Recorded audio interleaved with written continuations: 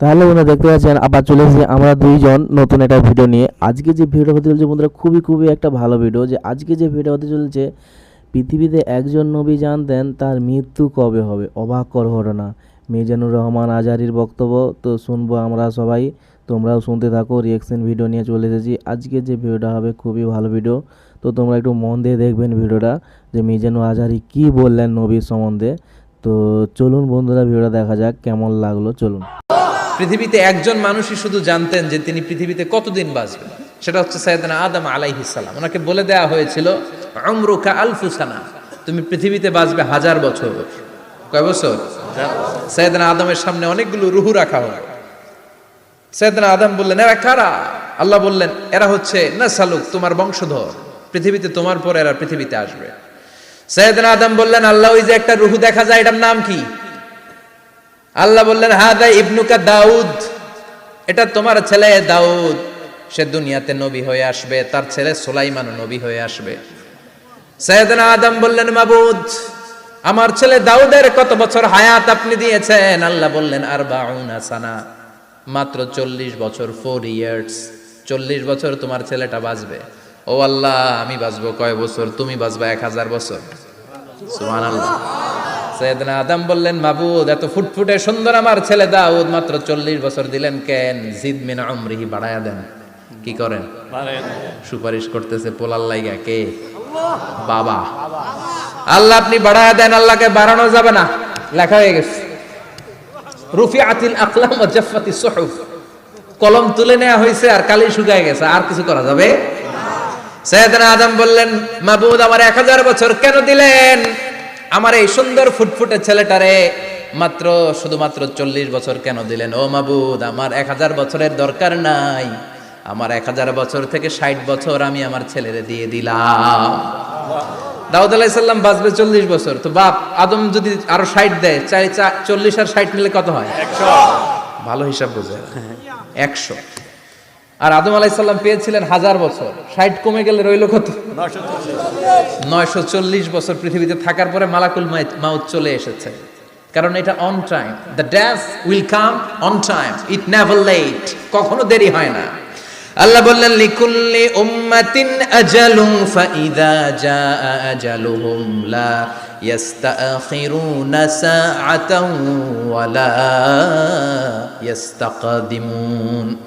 মৃত্যুর একটা নির্ধারিত সময় আমি বেঁধে দিয়েছি, অন টাইম, অন টাইমেই চলে আসে, 1 সেকেন্ড আগেও আসবে না, 1 সেকেন্ড পরেও আসবে না। 940 বছর বয়সে মালাকুল মাউত এসে হাজির, এসে বলল, জিইতু আন আকবাদা রূহাক, রূহ কবজ করতে আসছি। আদম আলাইহিস সালাম বললেন, রূহ কবজ করতে আসছো মানে? আমি বাঁচবো তো 1000 বছর। কয় বছর? মালাকুল মাউত বললেন, না না, ওই যে আগের কথা স্মরণ করেন, আপনি 60 বছর দিয়া দিছিলেন। কয় না, আমি দেই নাই, আমি আরো বাঁচুম, আরো 60 বছর পাওনা আছি, আমি দেই নাই।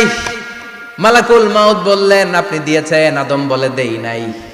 মালাকুল মাউত বলে, আল্লাহ ঘটনা দেখেন, দিয়া কয় দেই নাই। আল্লাহ কয়, থাক, কথা কইস না, আয়া পড়। সুবহানাল্লাহ পড়ো। নাসিয়া আদম ফানাসিয়া বানু, ভুলে গেছেন উনি, আমরা ভুলে যাই, আমরা খেয়ে বলছি খাই নাই, নিছিলাম পকেটে, কয় নেই নাই। এরকম ডাকাইত আছে না নাই? আছে। নাসিয়া আদম ফানাসিয়া বানু, বিশ্বনবী বললেন, আদম ভুলেছে তো তার সন্তানরাও ভুলে যায়। জাহাদা আদম ফাজাহাদাত যুররিয়াতু, আদম অস্বীকার করেছে, তার সন্তানরাও অস্বীকার করে। সেদিন থেকে আল কিতাবা ওয়া শুহুদ, মানে লিখে রাখার সিস্টেম আর সাক্ষীর সিস্টেম চালু হয়েছে। সুবহানাল্লাহ পড়েন। সুবহানাল্লাহ।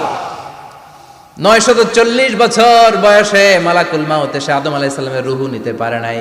উনি 1000 বছর যখন হয়েছে তখন এসে সাইয়েদনা আদম আলাইহিস সালামের রূহ কবজ করেছে।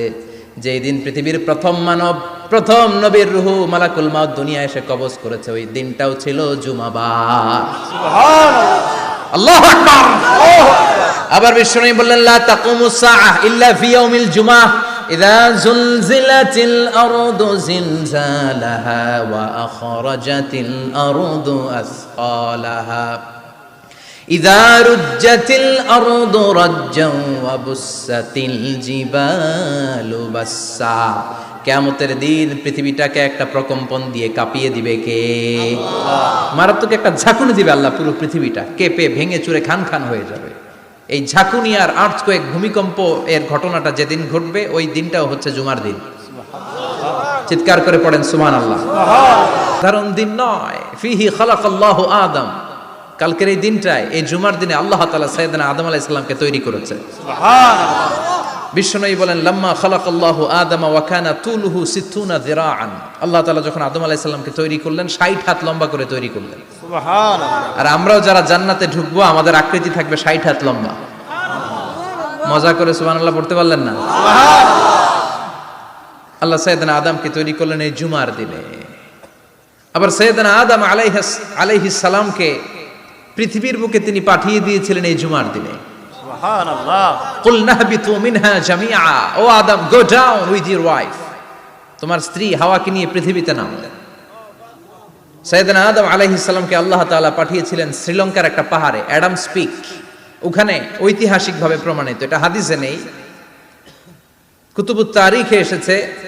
শ্রীলঙ্কায় একটা পাহাড় আছে, কলম্বো থেকে অনেক দূর। ওই পাহাড়ের চূড়ায় সাইয়েদনা আদম আলাইহিস সালামের ফুটপ্রিন্ট আছে। ফুটপ্রিন্ট মানে পায়ের ছাপ। সুবহানাল্লাহ পড়ো। সুবহানাল্লাহ। এটারে বলে ফিঙ্গারপ্রিন্ট। এটারে কি বলে? ফিঙ্গারপ্রিন্ট। পায়ের গুলারে ফিটপ্রিন্ট। একজনের আঙ্গুলের ছাপের সাথে একজনের আঙ্গুলের ছাপের মিল নাই। শুধু তাই না, আমার এই আঙ্গুলের সাথে এই আঙ্গুলের ছাপের কোনো মিল নাই। আয়াহসাবুল ইনসানু আল্লান নাজমা ইযামা বালা কাদিরিনা আলা আন নুসাউবিয়া বানানা। আল্লাহ বলেন, গোলাম তুমি মনে করেছো তোমার হাড্ডি গুড্ডি পচে যাবে, তোমাকে আমি একত্রিত করে আবার বানাতে পারবো না? বানানো তো অনেক দূরের কথা, আমি তো তোমার আঙ্গুলের ছাপগুলো সংরক্ষণ করে রেখেছি। চিল্লায় পড়েন আল্লাহু আকবার। 1880 সালে স্যার ফ্রান্সিস গাল্টন নামে একজন বিজ্ঞানী, তিনি আবিষ্কার করেছেন যে আমাদের আঙ্গুলের ছাপগুলো আলাদা, ফিঙ্গারপ্রিন্ট আলাদা। এই 10টা আঙ্গুলের একটার সাথে আরেকটার কোনো মিল নাই। এই পৃথিবীতে যদি 600 কোটি মানুষ হয় তাহলে 6000 কোটি আঙ্গুল, একটা আঙ্গুলের সাথে আরেকটা আঙ্গুলের ছাপের মিল আছে? যারা সিগনেচার দিতে পারে না এরা কি দেয়? টিপসই দেয়। সুবহানাল্লাহ। সুবহানাল্লাহ। কি ম্যাজিক আল্লাহ আঙ্গুলে রেখে দিয়েছে, একটা আঙ্গুলের ছাপের সাথে আরেকটা আঙ্গুলের ছাপের মিল নাই। এখন এই বায়োমেট্রিক অথেন্টিকেশনের জন্য অনেক জায়গায় দিতে হয়। ইমিগ্রেশন পাস করবেন, গিভ ইউর ফিঙ্গারপ্রিন্ট। ভিসা করবেন, Schengen visa, European visa, provide your fingerprint first. Canadian এম্বাসিতে গিয়েছিলাম, সব আঙ্গুলের আলাদা আলাদা ফিঙ্গারপ্রিন্ট রেখেছে। এখন এটা অথেন্টিকেশনের জন্য সিকিউরিটি পারপাস খুব গুরুত্বপূর্ণ। কিন্তু 1500 বছর আগে, 1880 মানে কি 200 বছর তো না, 200 বছর আগে বিজ্ঞানীরা আবিষ্কার করলো। 1500 বছর আগে সূরাতুল কিয়ামার ভিতরে ফিঙ্গারপ্রিন্টের কথা বলেছে কে? আল্লাহ। আর পায়েরটারে বলে ফুটপ্রিন্ট। এটা প্রাণীদের ক্ষেত্রে প্রযোজ্য, কারণ প্রাণীদের আঙ্গুল নাই, আছে? ওদের আছে পা। বাঘের কয় পা? কথা কয় না, 4 পা। বাঘের হাত কয়টা? হাত নাই, ওদের পা। ফলে ওদের ফুটপ্রিন্ট লাগে। সুন্দরবনে কয়টা বাঘ আছে এটার একটা হিসাব আছে। কি করে বলে, কেমন করে হিসাব করে? বাঘের কাছে যে গুনে, চেহারা তো একরকম, একটারে 3 বার গুনবে। কথা কন, কিভাবে গনে তাহলে? বাঘসুমারি হয় কিভাবে? ফুটপ্রিন্ট, পায়ের ছাপ। একটা বাঘের পায়ের ছাপের সাথে আরেকটা বাঘের পায়ের ছাপের কোনো মিল নাই। আবার কাবা ঘরের পাশে একটা ছোট্ট জায়গা আছে, এই জায়গার মধ্যে রব্বুল আলামিন সব নবীদের পিতা সাইয়েদনা ইব্রাহিম আলাইহিস সালামের ফুটপ্রিন্ট রেখে দিয়েছেন। ওয়াত্তাখিযু মিম মাকামি ইব্রাহিম মুসাল্লা। সাইয়েদনা ইব্রাহিমের দাঁড়ানোর জায়গায় তোমরা নামাজের জায়গা করে নাও। আল্লাহু আকবার। সাইয়েদনা ইব্রাহিম আলাইহিস সালামের পায়ের ছাপ আছে কিন্তু মাকাম ইব্রাহিম। আর সাইয়েদনা আদম আলাইহিস সালামের পায়ের ছাপ আছে অ্যাডামস পিকে, শ্রীলঙ্কার ওই পাহাড়ে। তো যেদিন আদম আলাইহিস সালামকে আল্লাহ ওখানে পাঠিয়ে দিয়েছিলেন ওই দিনটা ছিল জুমার দিন। সুবহানাল্লাহ নাই? সুবহানাল্লাহ। সুবহানাল্লাহ বাড়িতে যায় বলেন, সুবহানাল্লাহ। চিল্লায় পড়েন আল্লাহু আকবার। এরপরে সাইয়েদনা আদমকে পাঠানো হলো শ্রীলঙ্কায়। সাইয়্যিদাতুনা হাওয়া আলাইহিস সালামকে পাঠিয়ে দেয়া হলো সৌদি আরবের জেদ্দা শহরে। আরবিতে জেদ্দা বা জাদ্দা মানে দাদি। জেদ্দাতুন বা জাদ্দাতুন মানে কি? দাদি। হাওয়া আলাইহিস সালাম আমাদের সবার দাদি, ঠিক কিনা? ওনার নামে এই শহরের নাম। বছরের পর বছর সাইয়েদনা আদম আলাইহিস সালাম এবং হাওয়া আলাইহিস সালাম আল্লাহর কাছে ক্ষমা চাইলেন, আল্লাহ ভুল করে নিষিদ্ধ গাছের ফল খেয়েছি, তুমি মাফ করে দাও। আল্লাহ বললেন, আদম কয়েকটা কালিমা শিখিয়ে দেব, এই কালিমাগুলো পড়ে আমার কাছে দোয়া করো, আমি কবুল করে নিব। আল্লাহু আকবার। আল্লাহ শিখিয়ে দিলেন আর বললেন, আদম পড়ো, রাব্বানা যালামনা আনফুসানা ওয়া ইল্লাম তাগফির লানা ওয়া তারহামনা লানাকুনান্না মিনাল খাসিরিন। ও আল্লাহ, জুলুম করেছি নাফসের উপর, ভুল করেছি, অন্যায় করেছি, আপনি যদি ক্ষমা না করে দেন আমরা শেষ হয়ে যাব, আমরা হালাক হয়ে যাব, ক্ষতিগ্রস্তদের মধ্যে শামিল হয়ে যাব। ঠিক কিনা? আল্লাহ সাইয়েদনা আদম আলাইহিস সালামের তওবা কবুল করলেন। ওনার কাজ হচ্ছে তওবা কবুল করা, আমাদের কাজ গুনাহ করা, শয়তানের কাজ ওয়াসওয়াসা দেওয়া, আল্লাহর কাজ খালি মাফ করা। সুবহানাল্লাহ পড়বেন না? তার মানে আদম সৃষ্টি হলো জুমার দিনে, দুনিয়ায় নামিয়ে দেয়া হলো জুমার দিনে, তওবা কবুল করে নেওয়া হলো জুমার দিনে, রূহ কবজ করা হলো জুমার দিনে, আবার কিয়ামত সংগঠিত হবে জুমার দিনে। পড়েন সুবহানাল্লাহ। আবার বিশ্বনবী বললেন, আর রমাদান ইলা রমাদান, এক রমজান থেকে আরেক রমজানের মাঝখানে যত গুনাহ হয় মাফ করে কে? আল্লাহ। তারপরে বিশ্বনবী বললেন, আল উমরাতু ইলাল উমরাহ, কেউ যদি একবার উমরা করে পরে আবার করলে দুই উমরার মাঝখানে গুনাহগুলো মাফ করে দেয় কে? আল্লাহ। আবার বিশ্বনবী বললেন, আল জুমআতু ইলাল জুমআ কাফফারাতুন লিমা বাইনাহুমা, এক জুমার পর থেকে সামনের জুমা আসা পর্যন্ত যে সগীরা গুনাহগুলো হয় সবগুলো সগীরা গুনাহ মাফ করে দেয় কে? রজব শাবানে বরকতে দাও, রমজান মাসে গুনাহ ঝড়াও, সপ্তাহ জুড়ে তুমি বরকতে দাও, জুমার দিনেতে গুনাহ ঝড়াও, রজব শাবানে বরকতে দাও, রমজান মাসে গুনাহ ঝড়াও। ঠিক কি না? তার মানে জুমার দিন গুনাহ মাফের দিন। সারা সপ্তাহে ভুল ত্রুটি অন্যায় যা করলাম জুমার নামাজের বদৌলতে সব গুনাহ মাফ করে দেয় কে? আল্লাহ। এই দামি দিনটাকে আল্লাহ ইহুদিদের দিতে চেয়েছিলেন, পায় নাই। আলহামদুলিল্লাহ কইবেন না? আলহামদুলিল্লাহ। ইখতিলাফু, তারা ইখতিলাফ করে হারাইছে এটা। এই দামি দিনটা রব্বুল আলামিন নাসারাদেরকে দিতে চেয়েছিলেন, ফাখতালাফু, ওরাও ইখতিলাফ করে হারাইছে। এজন্য ইখতিলাফ ভালো জিনিস না খারাপ জিনিস? মারামারি ভালো জিনিস না খারাপ জিনিস? আর ঐক্য করা ভালো জিনিস না খারাপ জিনিস? ঐক্য করতে রাজি আছেন? ইহুদিদেরকে আল্লাহ দিতে চাইলেন, ইখতিলাফ করে হারাইছে, নাসারারাও হারাইছে। ফাজা আল্লাহু বিনা ফাহাদানা বিহাদা দ্বীন, রব্বুল আলামিন এই দিনটা আমাদেরকে দিলেন, আমরা ইখতিলাফ করি নাই, বিশ্বনবীর হাতে হাত রেখে ঐক্য করে ঘোষণা দিয়েছি জুমার দিন আমাদের সাপ্তাহিক দিন। সুবহানাল্লাহ। বিশ্বনবী বলেন, ফাগাদান লিল ইয়াহুদ, সাপ্তাহিক আনন্দের দিন ইহুদিদের জন্য হচ্ছে শনিবার, ইয়ামুস সাbt, ও বা'দা গাদ লিন নাসারা, আর খ্রিস্টানদের জন্য হচ্ছে রবিবার, আর আমাদের জন্য হচ্ছে শুক্রবার। চিল্লায় পড়েন আল্লাহু আকবার।